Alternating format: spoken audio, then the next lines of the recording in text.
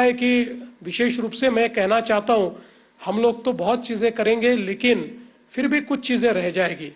लेकिन मैं ये मानता हूं कि ये कुंभ ये महाराष्ट्र सरकार का नहीं है, ये हमारा किसी का नहीं है, ये तो साधु संतों का और अखाड़ों का कुंभ है। देखिए, हमारा काम तो उतना ही है कि यदि कोई यज्ञ होता है तो किसी न किसी को यज्ञशाला का निर्माण करना पड़ता है। यज्ञशाला का निर्माण करने वाला उस यज्ञ का अधिपति नहीं होता, वो उस यज्ञ को नहीं करता। वहां पर जो साधु संत आते हैं वो यज्ञ करते, यज्ञ उनका होता है। तो हमारा काम तो यज्ञशाला तैयार करना है, उसको हम अच्छे तरीके से करने की कोशिश करेंगे। यज्ञ किस प्रकार से हो, उसमें कौन सी आहुति जाए, उसका संचालन किस प्रकार से हो, किस ईश्वर का आह्वान हो, ये तो आप सब लोगों को तय करना है, ये तो हम तय नहीं कर सकते। और इसलिए मैं आपसे इतना ही आज निवेदन करता हूं कि हम तो प्रयास करेंगे, भरकस प्रयास करेंगे, पूरी ताकत से प्रयास करेंगे, सारी व्यवस्थाएं अच्छी हो। लेकिन शायद हमसे कुछ चूक भूल हो जाए, हमारे से कोई गलतियां हो जाए, या कई बार कुछ चीजें ध्यान में ही नहीं आती, कई बार कुछ चीजें बाद में ध्यान में आती कि ऐसा करते तो ठीक होता। तो ऐसी भी कई चीजें हो जाएगी।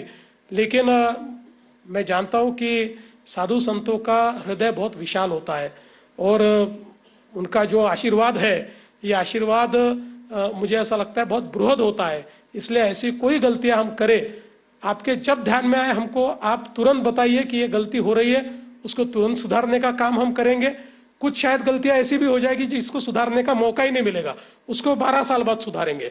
लेकिन क्योंकि हर कुंभ अपने लिए एक नई चीज सिखाने वाली इस प्रकार का ये मेला होता है, पर्व होता है कि जिसमें हम ध्यान में आता है कि क्या हमारी कमी रह गई है, तो अगले बार उस कमी को पूरा करने का प्रयास करते हैं। हमने तो इस बार हमारी पूरी टीम ये प्रयागराज भेजी थी।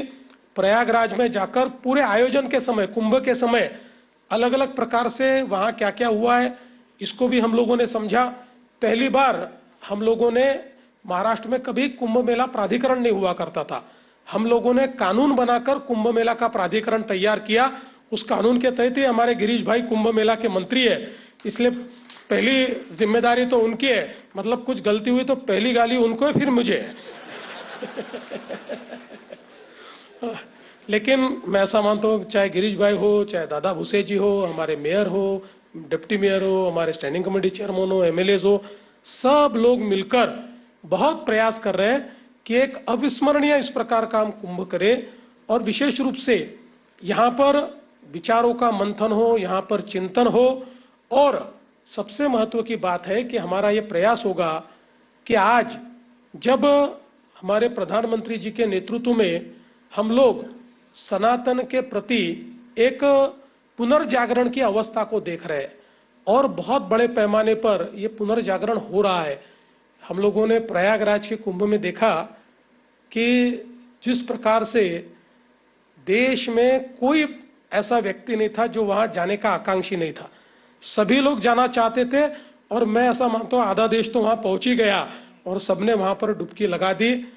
अब हम लोगों को भी जैसे इसका उत्साह है वैसे इसका टेंशन भी है, क्योंकि हम जानते हैं कि पिछले कुंभ में जितने लोग आए थे उससे 10 गुना ज्यादा लोग इस बार आने वाले हैं।